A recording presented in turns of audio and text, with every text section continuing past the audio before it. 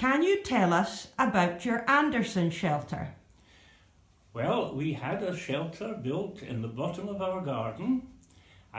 It was sunk about 6 feet into the ground. It had corrugated steel or corrugated iron walls, and on the top there was a mound of earth about 1 metre deep. And if the siren went during the night, we would leave the house, go down to the bottom of the garden, go down the steps into the shelter. Now the shelter would take about 6 people, and my mother always had cups and saucers there and biscuits, and if I remember rightly, she would take a flask of hot water so that we could have tea or coffee while we were in the shelter.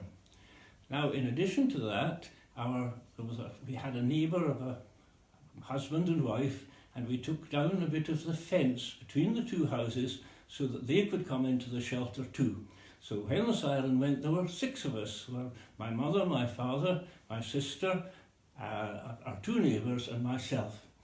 And we would sit in the shelter until the all clear was sounded, and then we'd go back into the house.